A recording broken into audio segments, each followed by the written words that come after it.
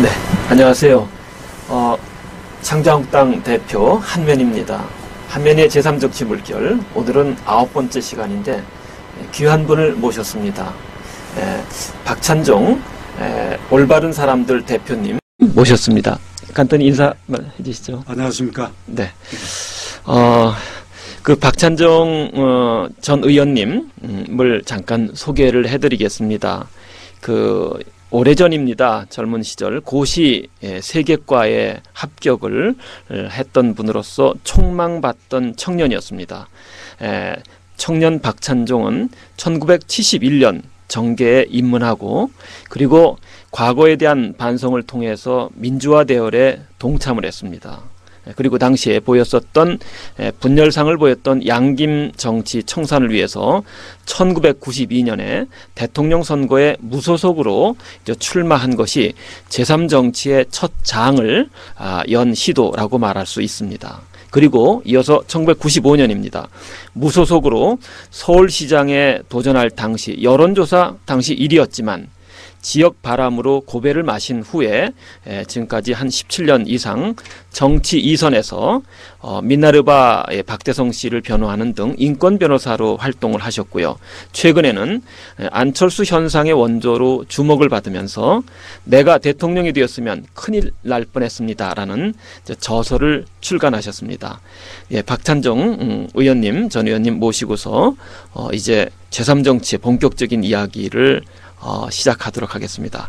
1987년 민주화 시대 이후의 첫 번째 제3정치는 지역에 기반을 둔 양김정치 청산에서 비롯됐다라고 말할 수 있는데 그 상징적 인물이 오늘 이 자리에 모신 박찬종 대표님이십니다. 요즘 근황 어떠신지 시청자 여러분들에게 최근 뭐 동향에 대해서 잠깐 말씀해 주시면 고맙겠습니다. 제가 국회의원을 몇 차례 하긴 했습니다만 전직 국회의원은 값이 안 나갑니다. 그 현직 국회의원 값이 안 나가니까 전직 의원 값은 똥값이죠. 그 전 변호사로 불려지기를 바라고 그래서 변호사 활동하고 약 2년 전서부터 트위터에 글을 쓰기 시작해서 약 1900개의 현재까지 글을 쓰고 팔로워가 현재 약 9만 명 가까이. 네, 정치인으로서는 그런 팔로워가 굉장히 많은 편이라고 봐야죠. 그 통계는 저는 잘 모르겠습니다. 네. 제가 뭐 어림짐작하면 정치인 가운데서는 10위권 안이라고 여겨도 좋을 것 같습니다. 나를 정치인으로 지금 분류할 수가 없지. 네, 그렇죠. 사실 현실 정치는 아니시고 정치적 영향력을 갖고 계신 분이라고 말하는 것이 더 적절할 것 같습니다. 근데 최근에 내가 대통령이 되면 큰일 날 뻔했다라는 저서도 내신 걸로 알고 있는데 정치적으로 아주 그냥 그 촌철살인의 그 논평도 많이 하고 계신데요. 제가 실수와 실패를 많이 한 사람인데 96년 가을부터 이 포털 사이트에 그때 이슈가 되는 사회 문제, 주로 이 법조계의 창을 통해서 본 사회 문제에 대해서 제가 글을 계속 올리기 시작을 했고 그러다가 이제 2010년 5월에 이 트위터에 글을 이제 쓰기 시작했죠. 그래서 그동안에 그 트위터에 쓴 글을 한 90% 모으고 또 신문방송에 출연해서 사회 문제 얘기했던 것을 모아서 이번에 그런 책을 출판했는데 그 제목은 과거 어떤 일간지와 몇 달 전에 인터뷰 했을 때 그 일간지의 소제목으로 뽑았던 거예요. 내가 그때 대통령이 되었으면 큰일 날 뻔했다 하는 그것을 출판기획사에서 이게 제목이 좋다 이래서 이제 뽑았는데 좀 책이 막상 그렇게 출판되고 나서 제 눈으로 보니까 글쎄 조금 어색하기도 하고 그런데 그 제목의 배경이 된 것은 95년 무소속으로 서울시장 나왔을 때의 계기가 됐던 일이 아니고 그 2년 뒤 97년 그 한나라당 전신인 그 앞에 이름을 바꾸기 전에 신한국당의 97년 연말 대통령 선거를 앞두고 신한국당 내에서 대통령 후보 경쟁이 있었습니다. 젊은이들 가운데 지금 15년이 흘러서 많이 기억을 못 하실 텐데 그때 7용인지 8용인지가 경쟁을 했어요. 그래서 97년 1월 1일자 전국 45개 신문 방송에 당시 여야의 유력한 대통령 후보를 전부 넣어서 야당은 김대중 총재였었고 넣어서 조사를 했는데 그 45개에서 박찬종이가 1등이었어요. 제가. 그러니까 당내에서는 이회창 씨하고 저하고 경쟁이었었는데 제가 압도적으로 이회창 씨를 눌렀어요. 그런데 그 상태가 지속이 됐는데 이 국민적 지지율이라고 하는 것은 그 대통령 후보를 뽑는데 전혀 소용이 없는 겁니다.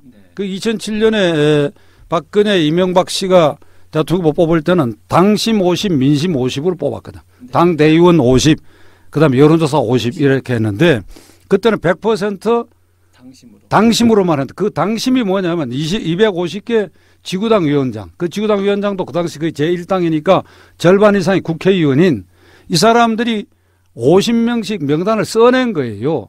그러면 250개 지역이니까 50을 곱하면 12,500이고 그게 중앙당, 지방당 추천 대의원회를 해서 13,500명이 투표를 하는 거예요.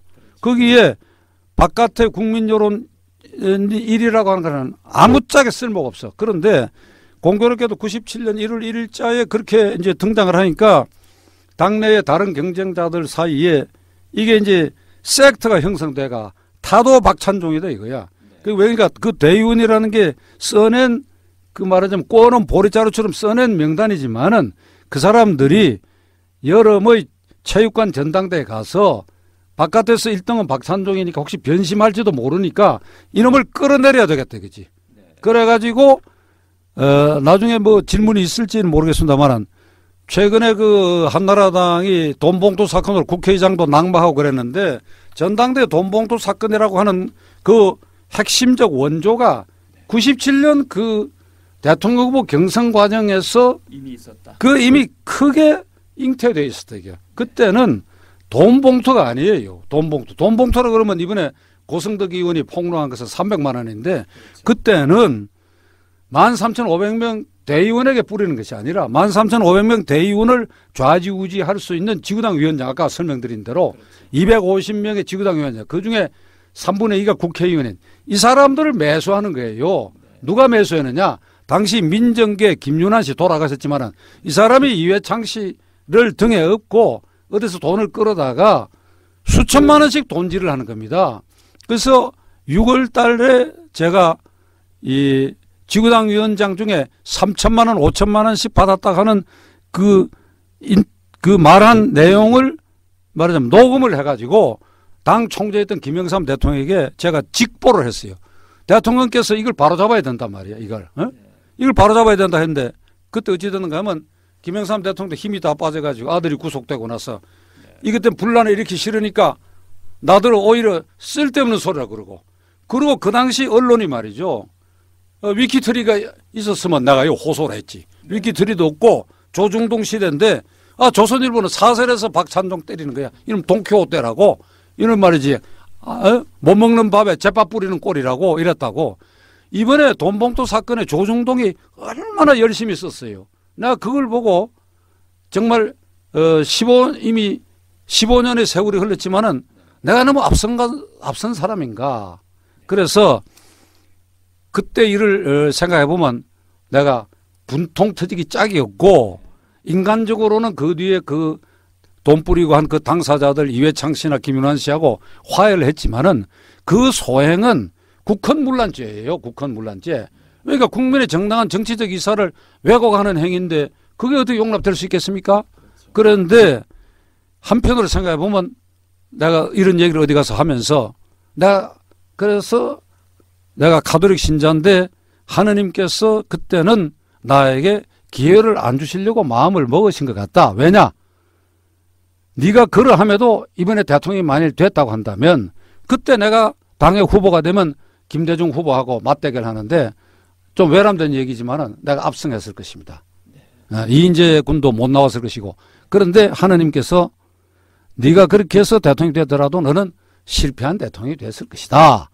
왜냐? 그때는 내가 그냥 여론조사 1등이고 하니까 붕 떠가지고 사람을 어찌 쓰며 정책을 어떻게 하고 국가를 어떻게 경영하겠다 하는 데 대한 투철한 사명감과 이 비전을 못 갖고 있었어요. 그런 사람이 여론조사 1등을 해갖고 대통령이 덜커덕 됐다고 했다면 덜 실패했을 것이다. 그래서 지금 생각해보면 내가 후보가 못된 것은 그런 정치적 장난질과 돈질 때문에 썩고 부패한 그런 정당의 체질 때문에 안 됐지만은 다른 한편으로 하느님 입장에서는 내게 기회를 안 주신 것이 네가 됐으면 실패했으니까 기회를 안 주신 것이다. 이렇게 해서 위로를 내가 받는다고 했더니 그것이 책 제목이 된 겁니다. 내가 그때 대통령이 됐으면 큰일 날 뻔했다. 근데 그때는 떼어버리고. 네, 알겠습니다.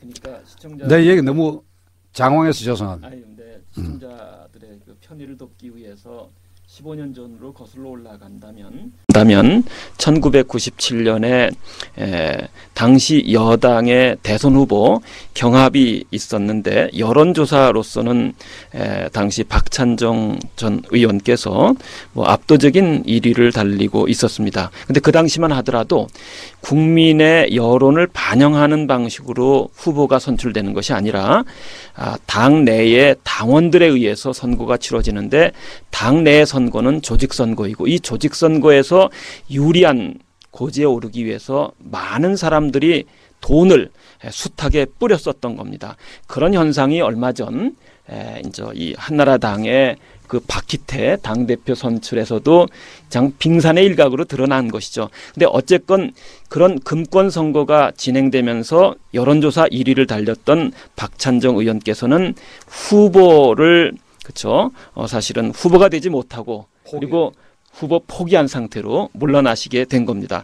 다만 그 당시 됐다 하더라도 정말로 국정을 잘 운영할 수 있었겠느냐라는 점에 대해서 스스로는 그렇게 했으면 큰일 날 뻔했다라는 스스로의 성찰적 말씀이신 것 같습니다. 그런데 제3정치 시각에서 조금 더 역사를 거슬러 올라간다면 박찬종 이 변호사님께서는 그 1992년입니다. 당시에 이 87년 민주화 항쟁 이후에 그 민주화에 기여했던 YS DJ가 사실 후보 단일화를 하도록 촉구를 하고 있었음에도 불구하고 두 분들이 후보 단일화가 되지 않았죠. 바로 그런 것을 이제 몹시 안타깝게 여긴 박찬정 변호사께서 1992년 대선에 무소속으로 출마한 것이 사실상 오늘날 제3정치의 상징적 어쨌든 특성을 띈 것으로 말씀을 드릴 수 있겠습니다. 그리고 1995년이죠. 서울시장에 무소속 후보로 출마를 했을 때도 인기가 컸었습니다. 역시 오늘날 그 제3정치가 해소해야 할 지역성의 고배를 든 것으로 알려져 있는데 1995년 서울시장 선거에 대해서 간단히 좀 또 말씀을 해주시죠. 네, 그때는 이제 와스당에서 후보 나오고 그리고 이제 DJ와 JP가 그 연합을 했습니다. DJ-JP 연합이라는 게 97년 대통령 선거 때 한 것이 아니고 그 2년 전이 서울시장 선거 때 박찬종이를 타도하기 위해서. 그래서 서울시장 선거 있던 해 1월 달에 DJ는 DJ대로 JP는 JP대로 각각 저보고 그러니까 그 당시 평민당, DJ당, JP는 자민련의 후보로 나서달라고 삼고초를 받았는데 제가 그 두 분께 그렇게 얘기했어요. 그건 지금도 제 소신인데 우리 헌법 지방자치에 관한 119조 조항을 보면 이 정당이 개입할 수 없도록 헌법 조항을 만들어요. 우리 헌법이라는 게 꼭 금지 조항이 있어야 금지가 되는 것이 아닙니다. 헌법 취지로 지방자치는 글자 그대로 주민자치니까 정당이 개입 안 해야 되는 것입니다. 그래서 일본만 하더라도 정당 정치가 발달되어 있는데 지방자치의 도쿄도지사를 비롯해서 지사들 대부분이 무소속입니다. 이걸 우리가 모르고 있어요, 국민들이.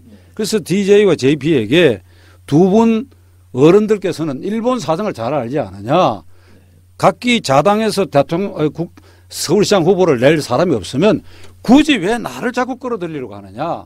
우리 당은 이번에 박찬종 동지 무소속으로나 박찬종 동지를 지지한다.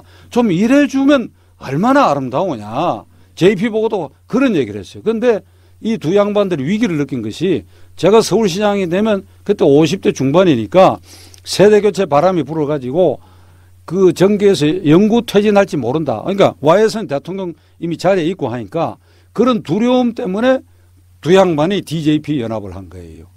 그래서 제가 34%를 얻고도 2위로 당선이 못 됐지요. 네, 그러면 97년도 서울시장 선거에서는 당시 여당에서 후보를 냈었고요.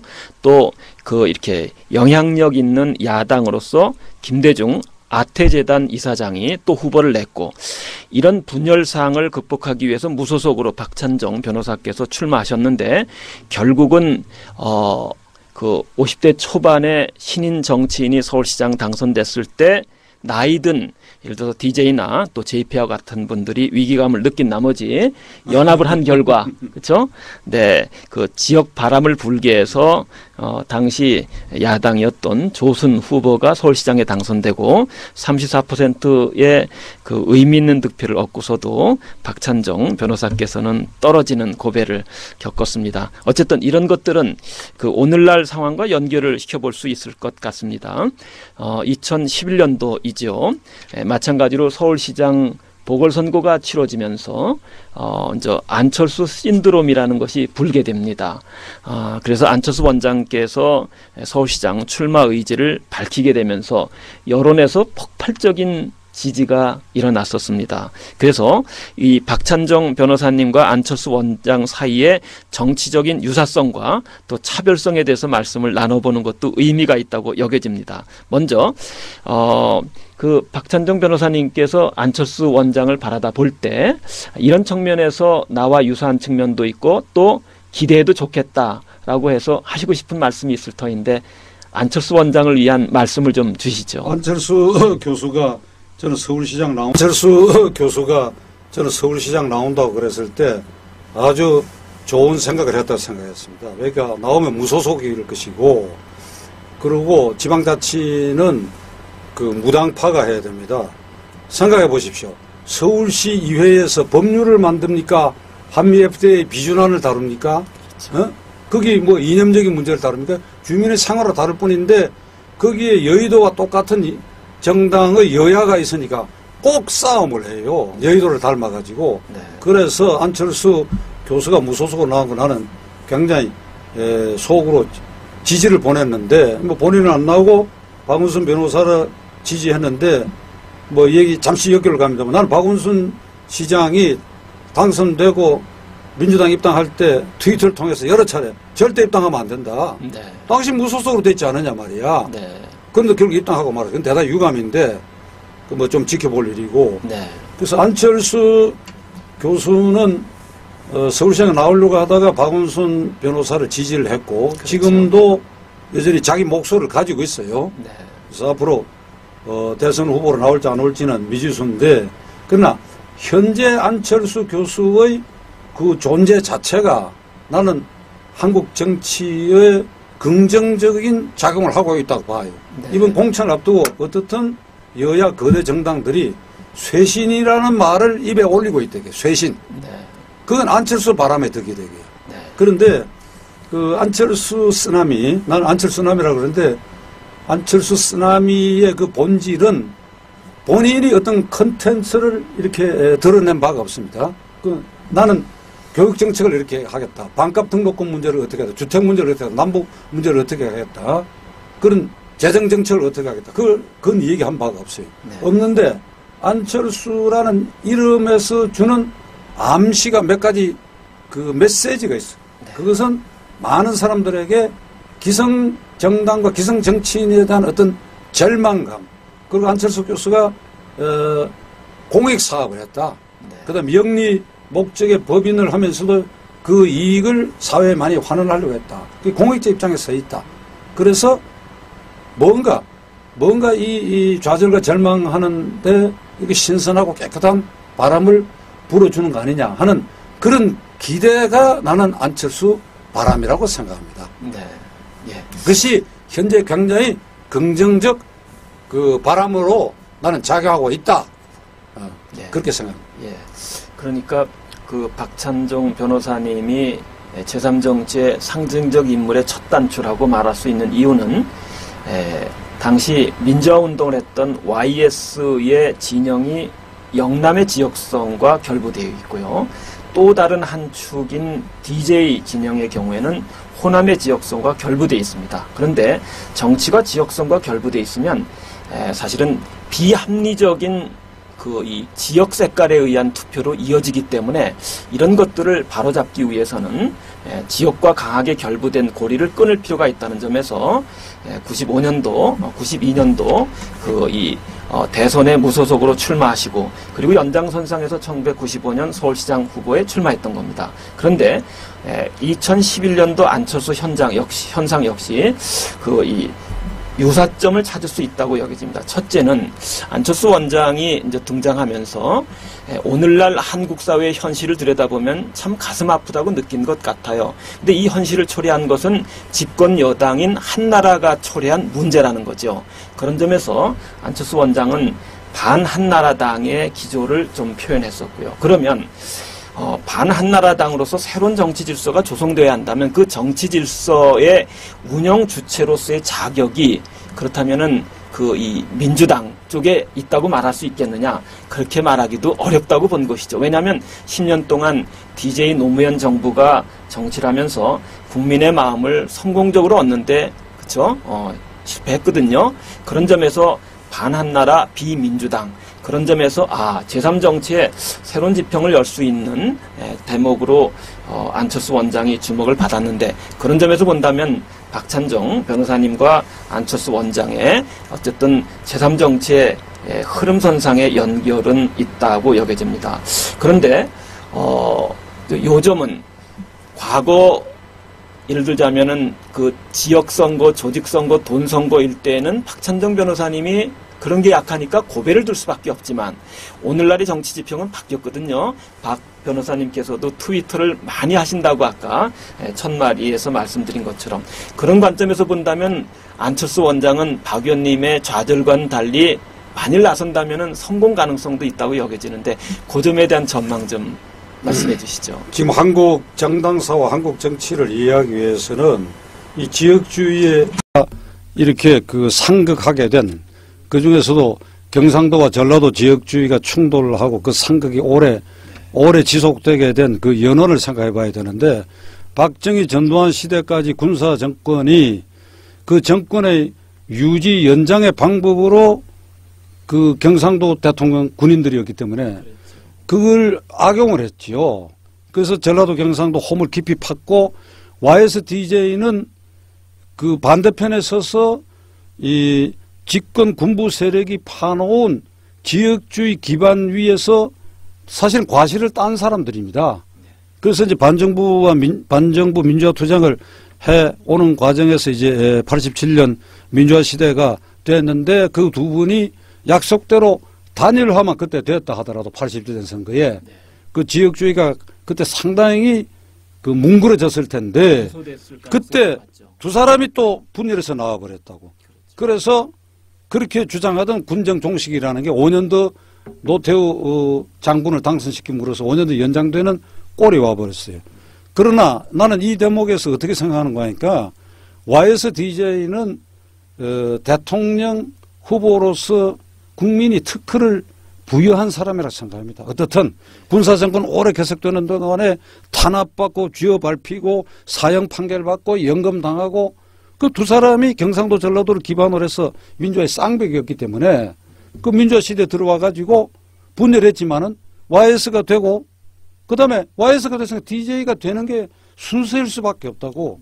그 DJ까지 안 되고 나라가 평안해졌겠느냐. 우리 이렇게 반성해야 돼요. 그래서 YSDJ는 대통령 후보를 특허냈다. 내가 또 이렇게 얘기하면 반론 제기할 사람들이 많이 있을 것입니다만 그게 현실이었다고. 그러면 이제 거기서 그 뒷자락을 이제 싹 정리하는 지금 단계에 들어왔어요. 왔으나 아직도 그 뿌리가 여지는 남아있어. 그러나 20대, 30대, 40대까지는 이게 이제 많이 희석이 됐어. 이제는 그 뒤에 노무현, 이명박 대통령 시대 10년을 거치면서 이번 연말 대통령 선거를 맞이하게 됐는데 이 지역주의는 많이 희석이 이제 돼 가고 있다. 그래서 이번 총선거보다도 연말 대통령 선거에 이 지역주의의 말하자면 잔재를 완전히 씻어내고 정당이 정책 대결로 그리고 인물 중심의 대결로 갈 수 있는 선거로 변모시킬 수 있는 아주 결정적 시험대가 될 수 있다. 거기에 지금 한나라당 세력과 민주당 세력, 진보 계열 세력도 통합된 야당으로 쳐버리면 이 양대 세력 외에 제3의 정파나 인물이 부상할 수 있을 것인가? 그 가능성이 역대 어느 때보다도 높은 대통령 선거가 될 수 있다. 이렇게는 저는 생각합니다. 그러니까 YS나 DJ는 우리 사회의 민주화를 일궈내는데 혁혁하게 기여한 점에 비춰본다면 대통령을 맡아도 손색이 없다. 손색이 없는 거를 안 시키고 나라가 무사하겠어요? 네. 다만 이제 YSDJ가 당선되는 과정에서 지역성이 너무 강하게 결부되다 보니까 선거할 때 불합리한 요인에 사실은 그 잘못될 소지가 있어서 향후 지역과 연루되어져 있는 연결고리는 가능한 한 약화시킬 필요가 있다. 바로 지금이 그런 시점이고 특히나 SNS라고 말하죠. 소셜 네트워크 서비스라고 해서 이제 돈에 의해서 움직이는 조직선거가 아니라 국민들의 여론에 의해서 정치가 좌우되는 흐름이 조성됐기 때문에 지금과 같은 새로운 지평에서는 제3지평에 놓여있는 안철수 원장의 경우 본인이 단안을 내려서 출마를 한다면 그 어느 때보다도 당선 가능성이 높다. 이런 말씀을 해주시는 것이죠. 그건 장담할 수가 없죠. 네. 안철수 교수가 지금부터 컨텐츠를 채워가지고 대통령으로서 어떤 국정 비전을 제시하는지 그건 이제 지켜봐야 될 것이고 그건 알 수가 없지요. 또 다른 제3 후보가 있을 수도 있고 하니까. 그러니까 지금까지는 그러면 제가 좀 우스개로 말씀드리겠습니다. 지금까지는 그러면 민주당은 그 호남세가 강하고 한나라당은 영남세가 강하다 이거예요. 그러면 민주당은 진보정당이라고 그럽니다. 난 민주당은 소위 진보 보수 정당 나눌 때 진보 정당 보지 않는데 일단 그렇게 분류를 해봅시다. 그러면 호남 사람들은 전부 진보주의자고 경상도 사람은 한나라당 지지하니까 전부 보수주의자입니까? 그러니까 이게 얼토당토 않은 분류야.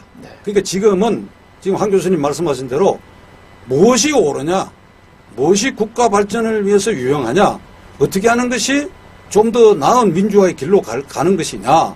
현재의 정당 체제, 현재의 국회 모습, 현재의 공천 제도 이게 더 이상 더 손댈 부분이 없이 그럼 진선진미하냐? 이게 아니다. 아니라면 그럼 어떻게 국가를 개혁해 갈 것인가? 정치를 어떻게 개혁해 갈 것인가? 그러한 말하자면 경쟁과 논쟁과 노선 싸움이 되어야 되겠지요. 그렇죠. 경상도, 전라도, 그다음에 충청도 이런 식으로 지역 패권주의의 싹을 지금 많이 뭉그러졌지만 아직 남아있대. 그러나 20대, 30대, 40대가 밝은 눈으로 그런 뜬 눈으로 바라다 보면 이번 대통령 선거가 정치 혁명의 계기가 될 수도 있다.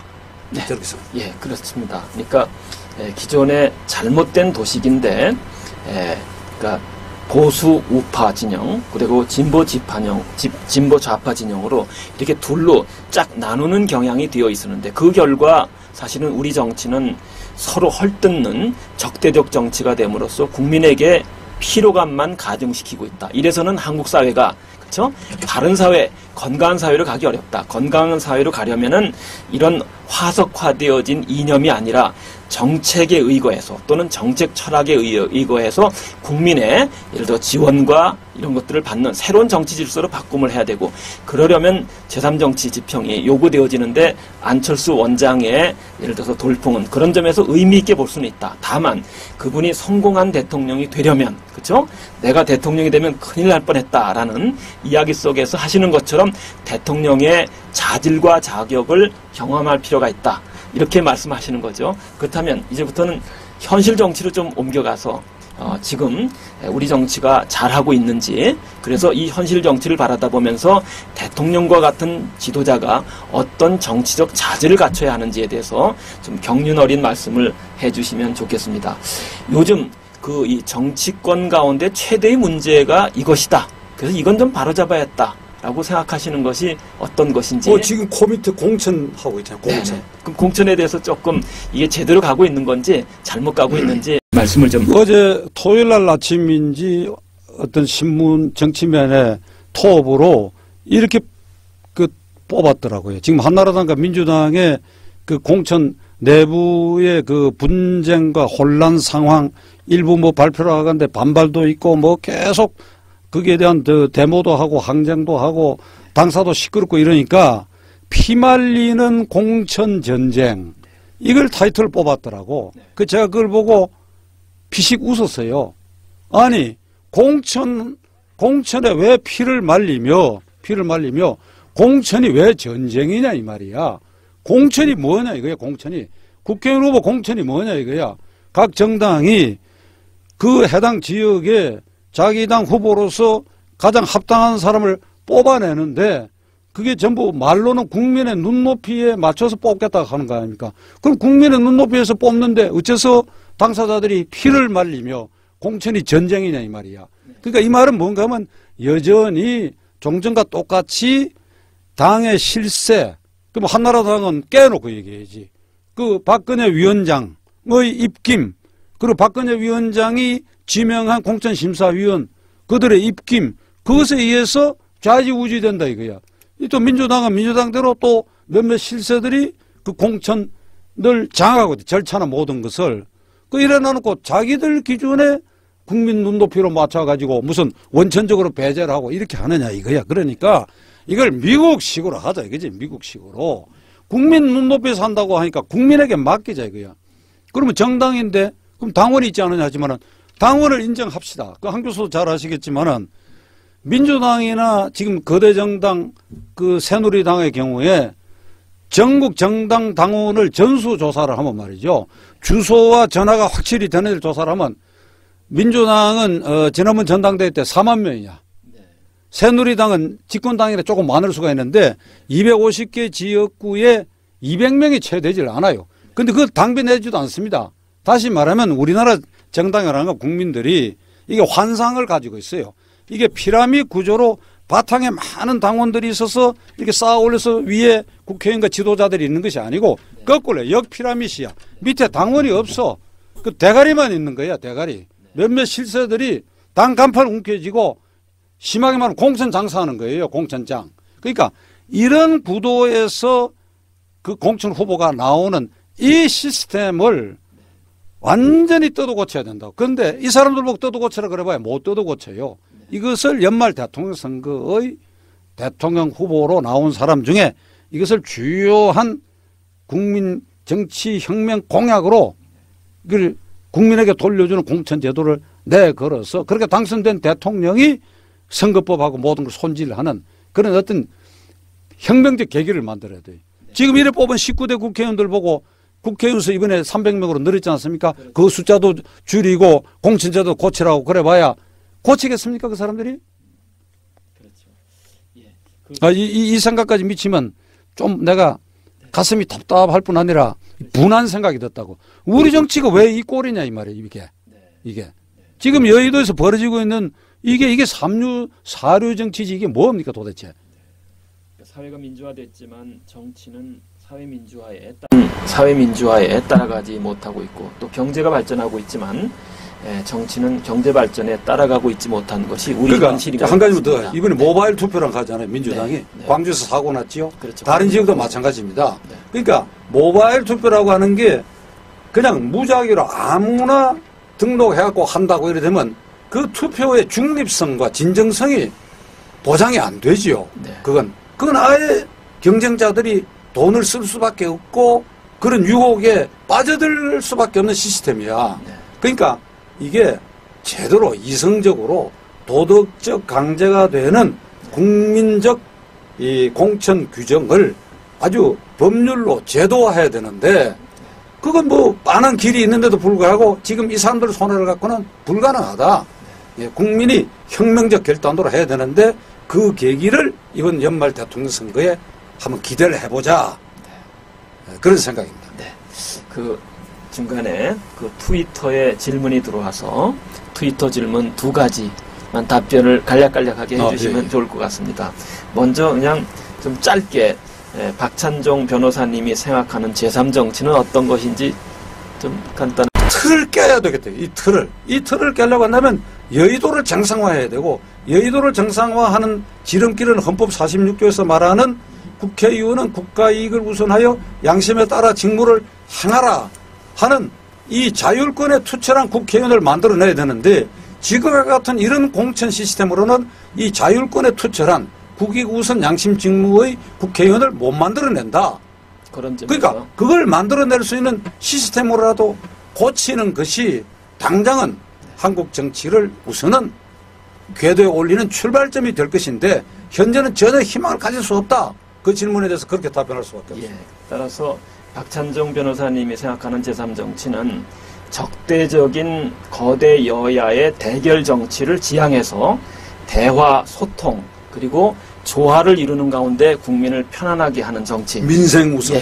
이렇게 민생 우선 서민을 중시하는 이런 정치인 것 같습니다. 그러면 두 번째 질문으로 옮겨가겠습니다. 요것은 미네르바 박하고도 연관이 될 것 같은데, 문국현 전 창조한국당 대표가 사법살인을 받았다고 주장이 보통 지쟁되는데, 요 사법살인 여부와 관련되어진 입장을 밝혀주시면서 또 책 속에서 언급하신 미네르바 박대성 이 변호를 이렇게 해주셨는데, 그래서 문 대표님의 사법살인에 대한 입장과 미네르바 박 사건을 이렇게 변호하시면서 느낀 소회를 시청자들한테 좀 말씀해 주시면 고맙겠습니다. 그 문국현 대표께서는 국회의원 선거 때 정당법에 규정되어 있는 방부장체를 합당하게 발행했던 것을 검찰이 기소를 해서 유죄로 판단받았는데, 제가 아차 싶은 것은 제가 변호인단에 참가를 못했던 게 내가 좀 후회스럽고, 본인을 대단히 억울한 일인데 가슴 아프게 생각합니다. 그리고 미네르바 박대성 군은 2008년에 그 포털 사이트에 약 1년 동안 280편의 경제에 관한 자기 생각의 글을 올렸습니다. 그런데 이명박 정부가 들어서고 나서 그 중에 2개의 글을 문제로 삼았어요. 2개의 글의 팩트가 뭔가 하면, 정부가 환율 조작에 관여하고 있다라고 하는 글을 썼는데, 그 정부가 환율 조작에 관여한 일이 없는데 박대성이가 미네르바라는 필명으로 그렇게 허위사실 유포했다. 그래서 전기통신기본법이라고 하는 1962년 최고회의, 군사정권 당시에 최고에서 만들어진 그 법률을 끄집어내가지고 공익을 해할 목적으로 혹세무민하는 글을 올렸다. 그러니까 그게 법정에서 정부가 환율 조작에 개입했다는 사실이 다 입증이 됐어요. 그래서 무죄가 된 겁니다. 무죄가 되고, 그 전기통신기본법은 공익을 해할 목적으로 허위사실을 유포했다니까, 공익을 해할 목적이라는 것이 그러면 어느 잣대로 갖다 대야 되느냐. 헌법에서 말하는 법을 만들 때는 명확해야 되고 구체적이어야 되고, 그 명확성과 구체성, 그리고 처벌의 단계별로 그 비례에 맞춰야 되는데, 이걸 무시한 법률이기 때문에 그 위헌 제소 신청해서 헌법재판소가 위헌 판결을 받았죠. 그러니까 그건 아예 억울한 일이니까. 네. 관심을 가져서 감사합니다. 미네르바는 한때 경제 대통령이라고 여겨도 좋을 정도로 인터넷상에서 경제 논평을 아주 예리하게 나눴습니다. 이런 예를 들어서 자유로운 예를 들어서 의사 표명이 놀랍게도 보수 우파를 자처하는 이명박 정부에 의해서 재갈을 물리는 형태로 사실은 그래서 법정 구속까지 되면서 재판을 받았는데, 결국 박 변호사님의 그 도움 속에서 미네르바 박대성 씨는 이제 무죄로 풀려났습니다. 다만 선고로 인한 후유증 때문에 조금 힘들어한다는 얘기 정도만 듣고 있습니다. 지금 외상성 스트레스 후유증으로 우울증을 알아가지고 아주 심각한 수준에 나와요. 그렇습니까? 병원에 지금 곧 입원해야 할 처지에 있습니다. 그렇습니까? 그렇습니까? 만일 우리 미네르바 박대성 씨가 우울증이 더 심화되어진다면 직접적으로는 이명박 정부의 탓이기도 하지만, 또 넓게는 우리 사회가 이런 그 분들을 너그럽게 품어주지 못한 데서 기인하는 것 같습니다. 주변에 많은 분들이 그 미네르바 박재성 씨를 좀 따뜻한 가슴으로 이렇게 품어주시면서 어려움을 겪었던 이 심리적인 상태에서 벗어날 수 있도록 큰 도움 주시기를 오히려 이 자리를 빌어서 박 의원님도 그렇고 저로서도 좀 간곡하게 요청을 드립니다. 또 주제로 옮겨가서 역시 그 저서 속에 언급을 하고 계십니다. 그 이명박 대통령의 아마 도덕성과 연관해서 BBK 사건 변호를 맡으신 걸로 또 알고 있습니다. 이 BBK 사건을 직접 언급하면서 정치검찰을 어떻게 봐야 하는지 그 점에 대해서 조금 말씀을 또 해주시기. BBK 사건은 이제 그 특검까지 갔지요. 국회에서 법을 제정해가지고 정호영 특별검사가 임명돼-가지고 이명박 대통령 취임 직전에 그 전부 무혐의로 판정을 했는데, 저는 김경준 씨 변호인으로서 그 특검을 가까이서 관찰했고, 그 조사받을 때마다 제가 늘 관여했고, 저는 정호영 특검에게 아무리 대통령 당선자지만은 법대로 처리하라고 그 여러 차례 촉구를 했습니다만 결국 무혐의가 됐는데, 이것은 언젠가 반드시 재론할 날이 나는 오리라고 봅니다. 그때 특검 발표 현장에서 저는 이런 얘기를 했습니다. 이 특검을 특검할 날이 와야 된다. 그래서 BBK는 지금 특검의 결론은 이렇습니다. 모든 게 김경준 씨라는 젊은 청년이 아이디어를 내고 회사를 설립하고 그게 투자 자금을 본인의 힘으로 끌어들여서 운영했다. 그게 아니에요. 이명박 씨하고 그 당시 이명박 씨하고 다 인원했어. 사무실 얻는 데서부터 투자자 끌어들이는 것에서부터 회사 운영에 대해서. 그러면 그게 출발서부터 그렇게 돼가지고 그게 이게 이제 형법상 용어로는 그 BBK에서 일어난 일에 그 정상에서 다 합의대가 있었던 일이니까 이게 공모관계에 있어. 공모관계. 이거를 깡그리 무시해버리는 거예요. 그걸 무시하다 보니까 어떤 일까지 생기는 거니까 BBK 회장이라는 명함을 그 외무부 대사를 지냈던 이장춘 전 대사에게 이명박 씨가 건네준 일이 있어요.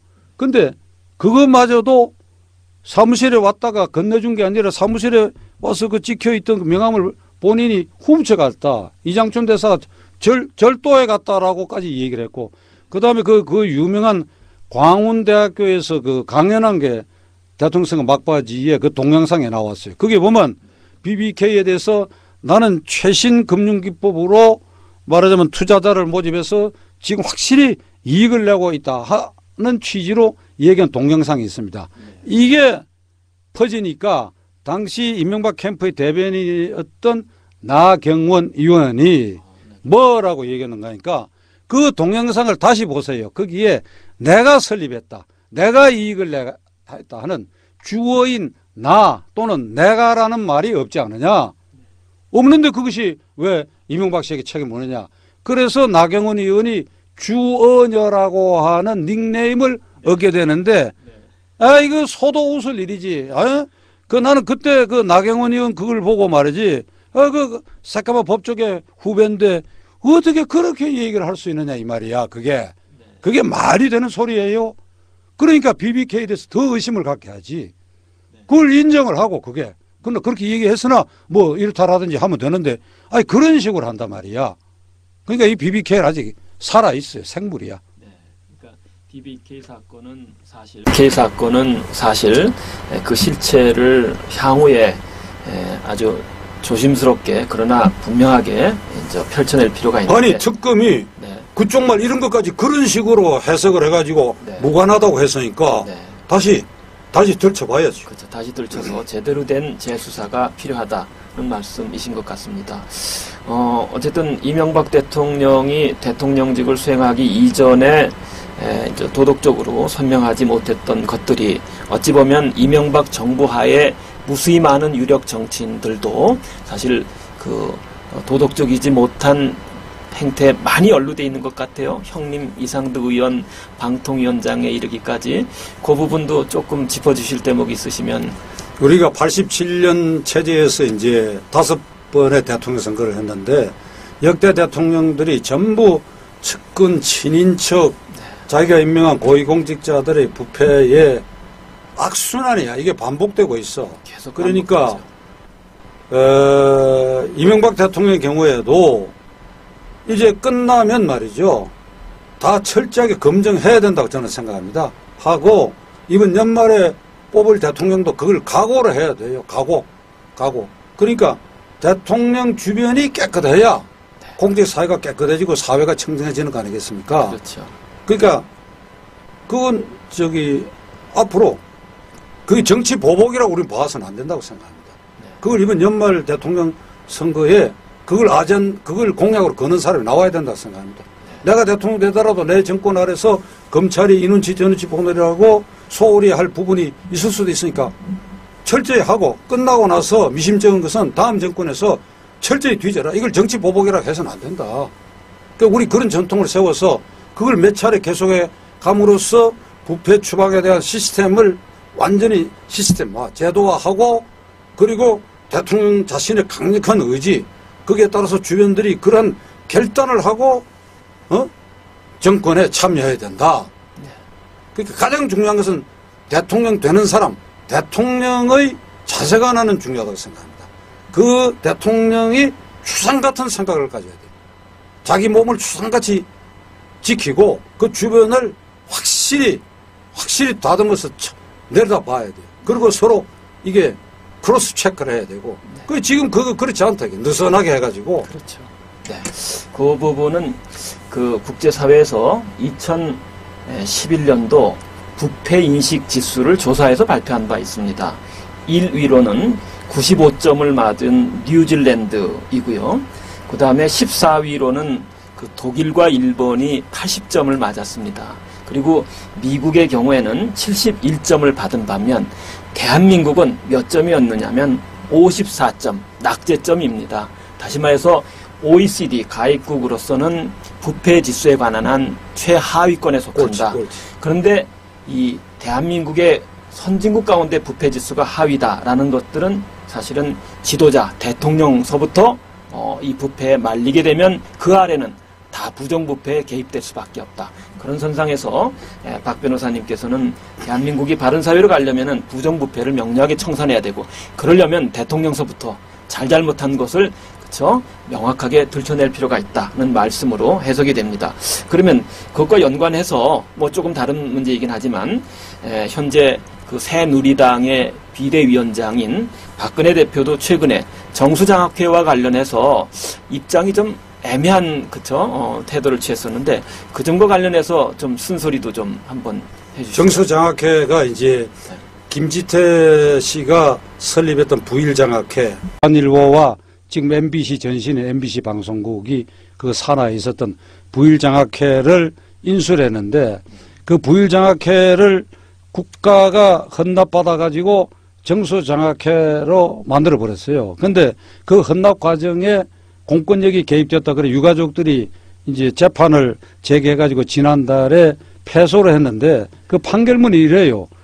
62년 최고회의 당시 그 당시 최고회의 의장은 육군대장 박정희였습니다. 그 최고회의 당시에 계엄령이 선포돼 있어. 경비계엄 아래서. 그래서 군 검찰이 그 부일장학회 창립자인 김지태 씨를 탈세, 밀수 여러 가지 죄목으로 그 부부를 구속을 했어요. 해가지고 이게 MBC와 부산일보를 내놔라고 욱박 지른 겁니다.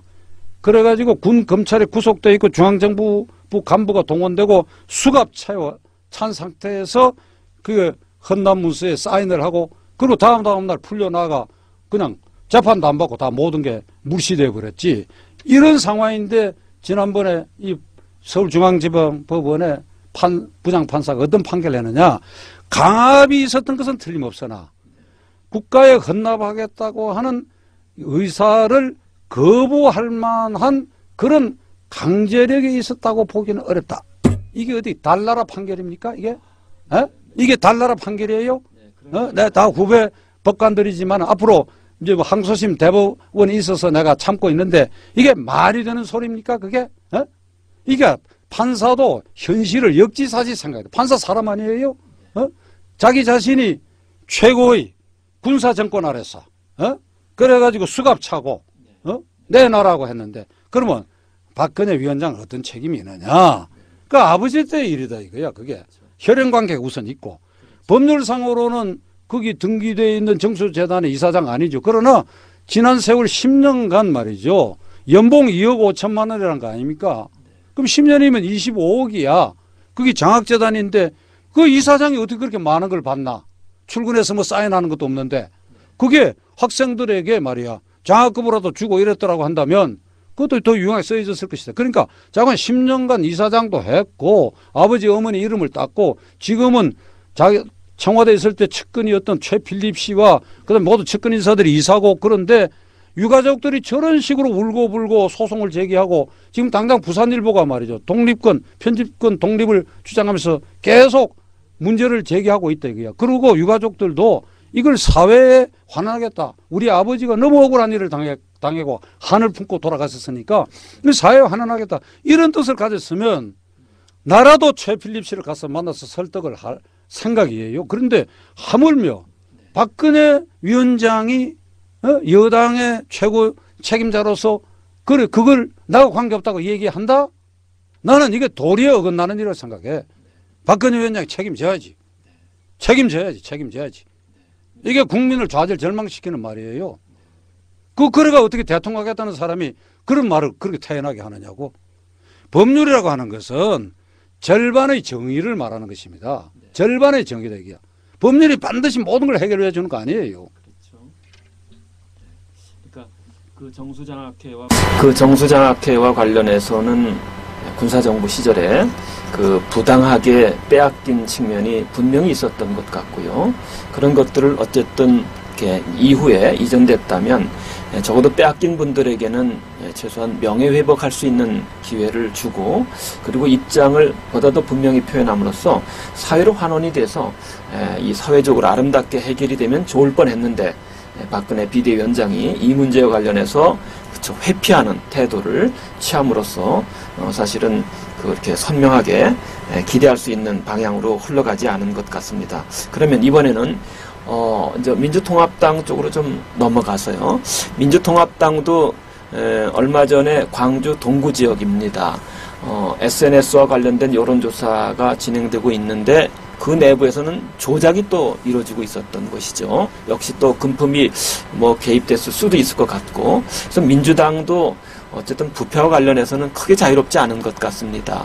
그 민주당의 어쨌든 부패와 관련되어져서 마땅히 정치적으로 좀 반성 좀 할 필요가 있다라고 여겨지는 것도 있는데 민주당에 대해서 좀 쓴소리 하시고 싶은 이야기도 좀 들려주시죠. 민주당이나 새누리당이나 네. 그런 점에 있어서는 난형 난제야. 아, 그렇습니까? 그 민주당의 구성원들이 10년 여당을 했기 때문에 네. 부패에 자유스럽지 못하지요. 난형 난제야.